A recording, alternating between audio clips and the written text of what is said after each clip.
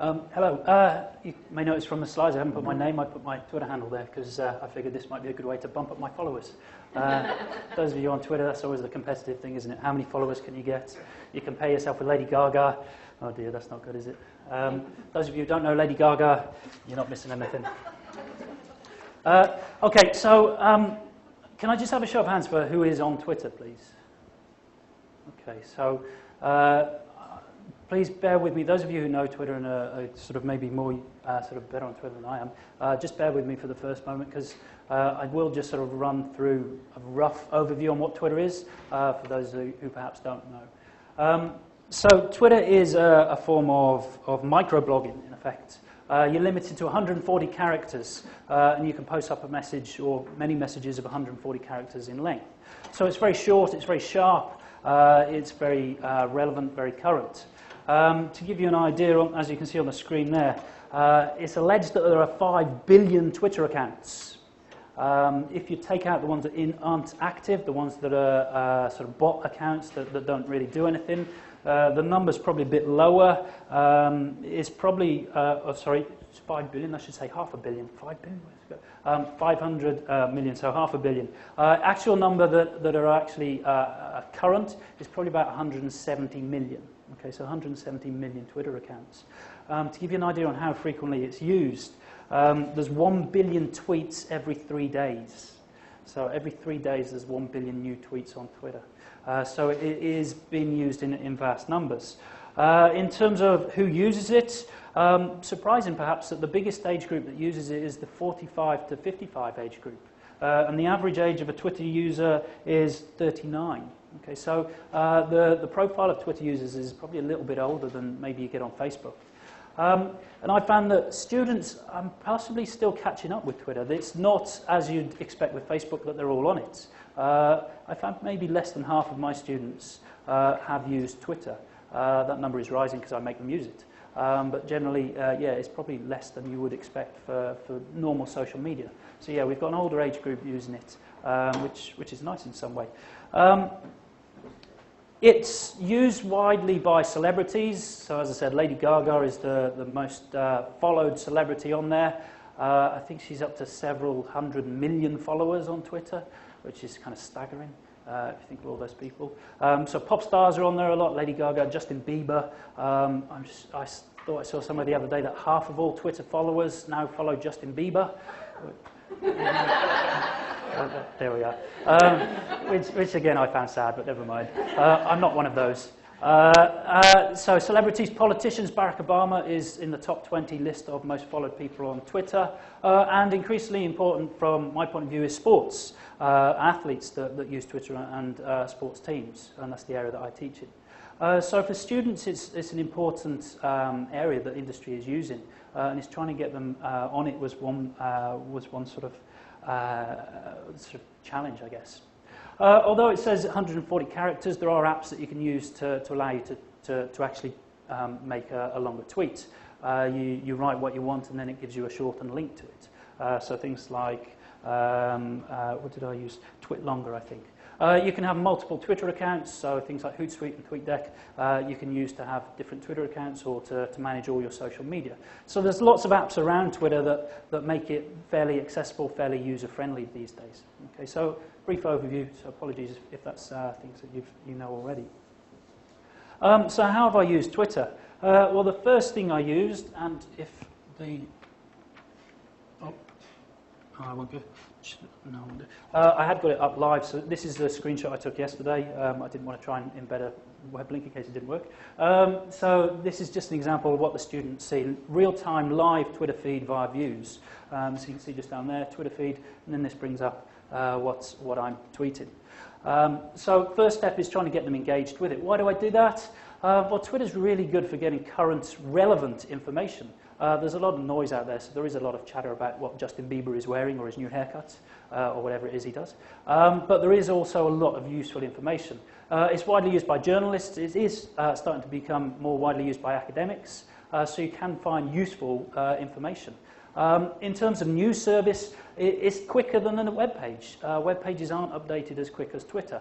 There's been a few instances in sport recently where various athletes have been on trial for various different things they shouldn't have done, and you've had reporters in the courtroom tweeting what's happening as you go along. So it's a really great current source of information. So trying to get students engaged with current useful information, I'm sure you'll all agree, can be a challenge. Or maybe that's just my students. So Twitter is one way to try and encourage them to follow things that are happening, things they need to know about. Okay. How do I do this? Well, I encourage them to follow me because, again, I like to bump up my Twitter followers. So I get the students to follow me, and then when there's something relevant, I use what is called a hashtag, which we've discussed sort of briefly for today already. I'll talk about how I use those in a second. You can see the one that I brought up there is engaging students. That was just one that I put in before we had the UWS BLF hashtag.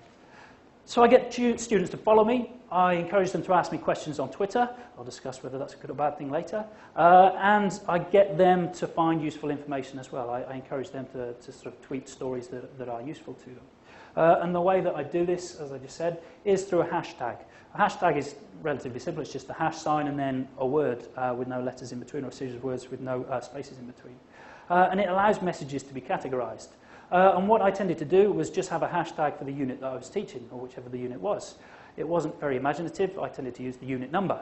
One reason for that was because it's quite short, and it was just nice and easy for the students to remember. So you can just use that, the unit number, the hashtag, and then the unit number. It allows me to flag up stories that are of particular interest to that particular cohort. So if you're teaching more than one unit, there may be stories that aren't relevant or in a particular unit. It also allowed the students, as I said earlier, to flag up topics that were of interest. So often they would say, have you seen this story? And then the hashtag and whatever it was. So students can also share information with each other. So it becomes a community. You're building practice in that regards. It also allows us to share information with a wider community. And this might take a while to work up, so I thought. So one that is always relevant in sport, or is always easy to follow in sport, is drugs in sport.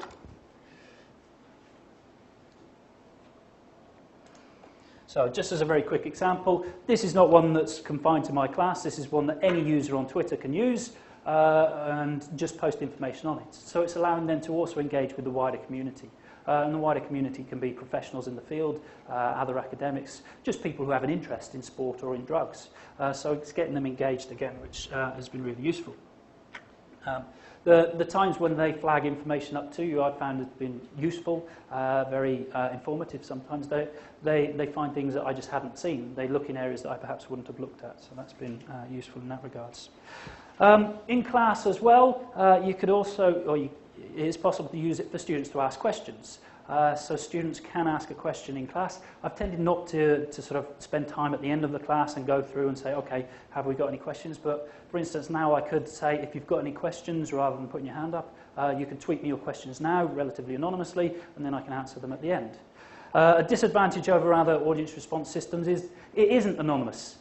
You do get the Twitter handle, and okay, people can hide their profiles, but you do roughly know who the person is by it. So if they wanted to ask an anonymous question, perhaps that's a slight issue in that regards.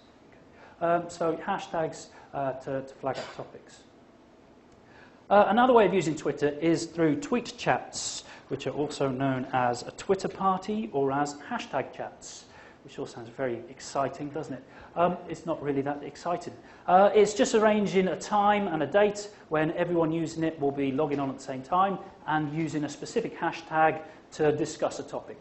Okay, so it may be as a replacement for a tutorial activity. So rather than getting students to come in, we say, okay, for this tutorial, or if it's for an online unit, you have it that you will use this hashtag and we'll discuss these questions, or students can post questions and you'll be online to answer them. So any student who logs in, or anyone who logs in to Twitter, can then see the conversation under that hashtag. Ways of facilitating it can be to have a series of predefined questions. That can be quite useful. So you'd have question 1 or Q1 will be this, Q2 will be this, and then students, when they're answering the question, would just say Q1, I think this, or however you want to do it. Okay, so there's ways to sort of work around how to use it in those regards. You can also engage in bigger debates. So, for instance, a couple that I would just quickly show up, relevant to us at the moment.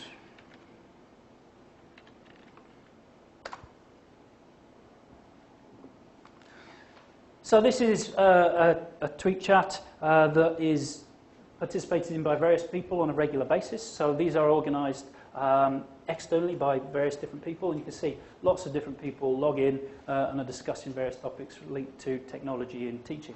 Okay, so that one was sort of use here, or of sort of interest to a sporting fraternity. We could go with,